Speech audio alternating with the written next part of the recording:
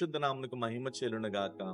ప్రతినిత్యం ఇలా వాగ్దానం చూస్తూ నిన్నటి వేళ కూడా మీరు వాగ్దానం చూసే ఉంటారు. యెహోవా నాటిన మొక్క అనేటటువంటి వాగ్దానం బలపడ్డారని నేను నమ్ముతున్నాను. అనేకులకి ఈ వాగ్దానం షేర్ చేయండి. ప్రతినిత్యం కూడా ఒక ఫ్రెష్ వర్డ్ ఇవ్వడానికి ప్రయత్నం చేస్తున్నాం. యెషయా గ్రంథం 65వ అధ్యాయం 2వ వాక్యంలో దేవుడి మాట సెలవిస్తున్నాడు. తమ ఆలోచనలను అనుసరించి చెడు మార్గం నడుచుకొనుచు లోబడన వల్లని ప్రజల వైపు దినమంతయు నా చేతులు చాపుచున్నాను. దేవునికి స్తోత్రం.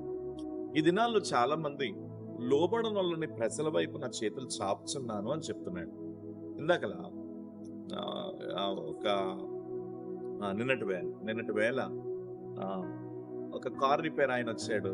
ఆయన ఏదో కార్ రిపేర్ చేస్తున్నప్పుడు నేను ఒక ప్రశ్న వేసాను ఆయన, మీరు ఎన్ని సంవత్సరాలు అయింది మీరు నేర్చుకొని, మీ వయసు ఎంత అని అడిగితే, నా వయసు ఇప్పుడు 32 సంవత్సరాలు సార్, నేను 19 సంవత్సరం నుండే నేను ఈ ఫీల్డ్ లో ఉన్నాను, ఇంచుమించు 13-14 సంవత్సరాలు అయింది సార్ నేను ఈ ఫీల్డ్ లోకి వచ్చాను ఆయన చెప్పాడు.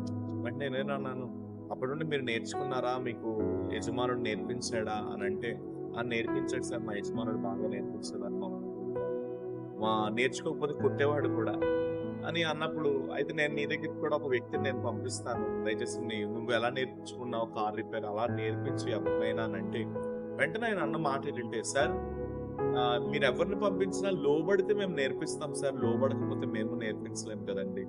ఈ కాలంలో కుర్రోళ్ళు ఎవరు కూడా నేర్చుకోవడానికి ఇష్టపెట్టుకోవట్లేదు, లోబడడానికి ఇష్టపెట్టుకోవట్లేదు, తిరుగుబాటు స్వభావము ఎక్కువగా చూపిస్తున్నారని ఆయన చెప్పాడు. వెంటనే నేను అనుకున్నాను, అవునా ఇలా ఉందా పరిస్థితి అని అనుకున్నాను. ఎందుకు ఈ మాట ఈ టైంలో మీతో నేను చెప్తున్నాను అని అంటే, ఈ దినాల్లో చాలా మందికి లోబడే స్వభావం లేదు, లోబడటం ఏం చెప్పినా సరే మాకు అన్ని తెలుసులే, మాకు నువ్వు చెప్పేదేంటి, మేము నీ మాట వినేదేంటి.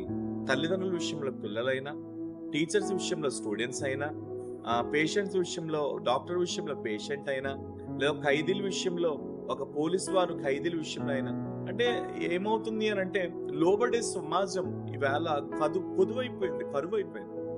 అంటే లోబడాలి, చెప్పిన మాట వినాలి, చెప్పినట్టుగా చేయాలి, చెప్పినట్టుగా చదువుకోవాలి, తల్లిదండ్రులు చెప్పినట్టు వినాలి, లేదా ఆత్మీయ తల్లిదండ్రులు చెప్పినట్టు వినాలి, సంఘ విశ్వాసం చెప్పినట్టు వినాలి, లేదా తెలిసిన వ్యక్తులు ఆ అంకులు చెప్పినట్టు వినాలి, వారి పెద్దవారు కదా, వయసులో అనుభవం కలిగిన వారు కదా అనేటటువంటి స్థితి పోయి, ఒక్క సెల్ ఫోన్ పట్టుకొని మాకు అన్ని తెలుసులే అనేటటువంటి సమాజాన్ని మనం కలిగి ఉన్నాం.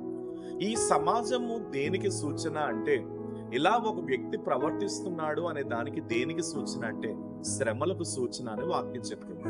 అందుకనే యెషయా గ్రంథం 30వ అధ్యాయం 1వ వాక్యంలో అంటాడు దేవుడు, లోబడని పిల్లలకు శ్రమ అని చెప్పాడు. అంటే ఎవరైతే లోబడలేదో వారికి ఖచ్చితంగా శ్రమలు వస్తాయని చెప్పాడు. నిజమే, చాలా మట్టుకు ఈ వేళ లోబట్టం లేదు, అందుకనే శ్రమలకు గురవుతున్నారు. కానీ ఈ వాగ్దానం చూస్తున్నా, ఈ వాక్యం వింటున్న ప్రియ దేవుని బిడ్డ, కృంగిపోతున్న ఓ తల్లి, కృంగిపోతున్న ఓ తండ్రి, ముఖ్యంగా పిల్లల నిమిత్తమై కృంగిపోతున్న తల్లిదండ్రులకి మాట చెప్తున్నాను. మీ పిల్లలు ఎలా లోబడతారు అనే ఆలోచన నీకు ఉండొచ్చు, మీ కుటుంబస్తులు ఎలా లోబడతారు అనేటటువంటి ఆలోచన నీకు ఉండొచ్చు, నా కూతురు ఎలాగా, నా కోడలు ఎలాగా, నా కొడుకు ఎలాగా అనే ఆలోచన నీకు ఉండొచ్చు. కానీ ఎవరు ఎలా లోబడతారని పక్కన పెడితే మాత్రం, నేను ఒక శ్రేయస్కరమైనటువంటి మాట ఈవేళ మీతో చెప్పాలనుకుంటున్నాను. ఏంటి ఆ మాట అంటే, లోబడని పిల్లల వైపు దినమంతయు దేవుడు చేతులు చాపుచున్నాడంట. దేవునికి స్తోత్రం. నిజమే, ఈ లోబడని వారిని ఎవరు లెక్క చేయరు.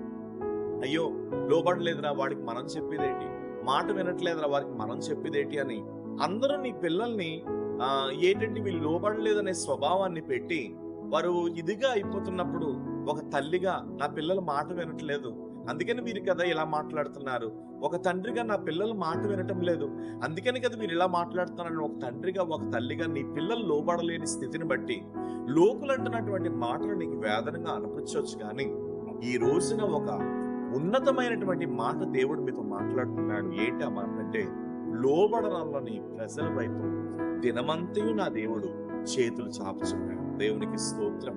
అవును, ఈవేళ ఈ వాగ్దానం పట్టుకుని నువ్వు ప్రార్థన చెయ్యి. తండ్రి, నా కొడుకు లోబడలేదు, నా కూతురు లోబడలేదు, నా పిల్లలు లోబడలేదు, నిజమే, కానీ నువ్వు చేతులు చాపుతున్నానన్నావు కదా, నువ్వు నా పిల్లల్ని పిలవా, నువ్వు నా బిడ్డల్ని పిలవా, ఇదిగో పాడైపోతున్నా నా బిడ్డల వైపు నీ చేతులు చాపవా, ఇదిగో చెడిపోతున్నా నా బిడ్డల వైపు నువ్వు చేతులు చాపవా అని నువ్వు అడగగలిగితే మాత్రం తప్పనిసరిగా నా దేవుడు నీ ప్రార్థన విని దేవుడు తన చేతులను నీ పిల్లల వైపు చాపబోతున్నాడు. కాబట్టి కృంగిపోవద్దు, ఆ బాధపడొద్దు. జీవము కలిగిన దేవుడిని నువ్వు కలిగి ఉన్నావు, ఖచ్చితంగా ఒక విడుదల ఇస్తావు. అయితే ఒక మాట, దేవుని చేతుల్లో ఉన్నతమైనటువంటి ఆశీర్వాదం ఉందనా అంటే బైబిల్ చెప్తుంది కదా, ఆయన కుడి చేత, ఆయన ఎడమ చేతిలో ఉన్నతమైనటువంటి బాహుబలంతో కూడిన దీవెనలు ఉన్నాయి. ఎప్పుడు ప్రభు చేతులు చాపుతూ నీ కుటుంబాన్ని పిలుస్తున్నాడు. సో ఈవేళ యవనస్తులైన వారు మీలో ఎవరన్నా ఈ వాగ్దానం వింటే నేను ఒకటి చెప్తున్నాను, మీ లైఫ్ ఒక ఉన్నతమైన స్థాయిలో ఉండాలని దేవుడు కోరుకుంటున్నాడు. ఫస్ట్ ఆఫ్ ఆల్ భక్తిని నేర్చుకో, భయము కలిగి బ్రతుకు యవనస్తుడా. యవనస్తులు తప్పక తొట్టిల్లుతున్నాడు వాక్యం చెప్తుంది. కాబట్టి తప్పక తొట్టిల్లిపోయే నీ జీవితాన్ని సాతాను చేతుల్లోనో సాతాను బంధకాల్లోనో పడేసుకొని నీ లైఫ్ ను పాడు చేసుకో. చేతులు చాపుతున్న దేవుని వైపు నువ్వు తిరగగలిగితే మాత్రం ఈ రోజు వరకు నీ లైఫ్ ఎలా ఉందో నాకు తెలియదు, కానీ ఈ రోజు నుండి నీ లైఫ్ ని ఉన్నతముగా దేవుడు బ్లెస్ చేయబోతున్నాడు. కాబట్టి నీ లైఫ్ ని దేవుడు స్థిరపరచబోతున్నాడు.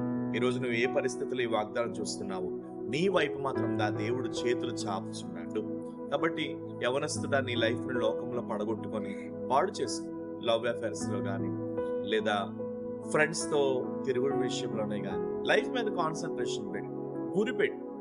ఎందుకనంటే నీ లైఫ్ అంతా పాడు చేసుకొని తల్లిదండ్రులకి బాధకరంగా, ఆత్మీయ తల్లిదండ్రులకు బాధకరంగా, సమాజానికి ఒక చీకటిగా మీరు అలా చేసుకో. చూడండి, ఈ మధ్య కాలంలో న్యూస్ లో చాలా మంది యవనస్తులు రౌడీ షీటర్స్ గా మారిపోయి భయంకరంగా త్రాగుతూ బ్లేడ్ బ్యాచ్ అని యవనస్తులు, మంచి యవనస్తులు వాళ్ళు బ్లేడ్లు అట్టుకొని ఎవరు పేకలు పడితే ఆ పేకలు పోసేస్తూ, మరి ఏం చెయ్యాలో కూడా ఈ సమాజంలో అర్థం కాని పరిస్థితి. సో చెడు మార్గం అనేది చిన్న డ్రాప్ తో స్టార్ట్ అవుతుంది. అంటే బిందిని నీళ్లు నింపేటప్పుడు ఫస్ట్ ట్యాప్ ఇప్పేటప్పుడు చిన్న డ్రాప్ తోనే స్టార్ట్ అవుతుంది, కానీ అది పడే కొలది అది ఫిల్ అవుతా ఉంటుంది. అలాగనే చెడు మార్గంలోకి వెళ్ళాలి అని అంటే చిన్న దానితోనే స్టార్ట్ అవుతుంది.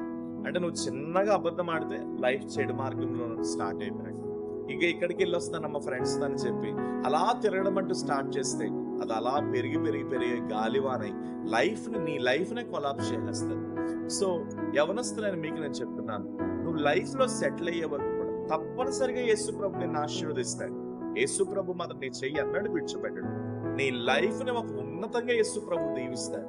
కానీ నీ లైఫ్ నువ్వు ఏం చేయాలంటే అదే రీతిగా గోల్స్ పెట్టుకో, టార్గెట్స్ పెట్టుకో. నీ లైఫ్ ని రీచ్ అవ్వడానికి నువ్వు ఎన్ని ప్రయత్నాలు చేయాలి అన్ని ప్రయత్నాలు నువ్వు చేయి. తప్పనిసరిగా నువ్వు బ్లెస్ అవుతావు. ఎందుకంటే నేను నప్పిచ్చే బిడ్డగా చేయాలని, నేను తలగా చేయాలని, నేను ఉన్నతంగా దీవించాలనేది దేవుని యొక్క ఆశ నాన్న. నువ్వు చెడిపోవాలని దేవుడు ఎప్పుడు నేను కోరుకోడు. కాబట్టి చేతులు చాపుచున్నాడు, నువ్వు ఆయన యొద్దకు రాగలిగితే మాత్రం తప్పనిసరిగా దేవుడు నిన్ను మరలా బ్లెస్ చేయబోతున్నాడు. ఇంతవరకు జరిగిన లైఫ్ వేరు, ఇక నుండి ఒక ఉన్నతమైన లైఫ్ తో బ్రతుకు. ప్రభు నిన్ను దీవించింది. ప్రేమ కలిగిన తండ్రి, ఈ వాగ్దానం చూస్తున్న వారి వైపు నువ్వు చేతులు చాపినందుకు దినమంతయు నా చేతులు వీరి వైపు చాపుతున్నానని మీరు చెప్పారు. మీరు చాపినందుకు స్తోత్రాలు. ఉన్నతముగా మీరు ఆశీర్వదించండి. ఎంత మంది అయితే ఈ వేళ పశ్చాత్తాపడి ఈ మాటలు విని నీ వైపు తిరిగారో మరి ఇప్పుడే దీవింపబడుదురుగా. మీరే ఆశీర్వదించి బలపరచు. వాళ్ళ లైఫ్ ని బ్లెస్ చేయండి, వారి జీవితాలను ఆశీర్వదించండి.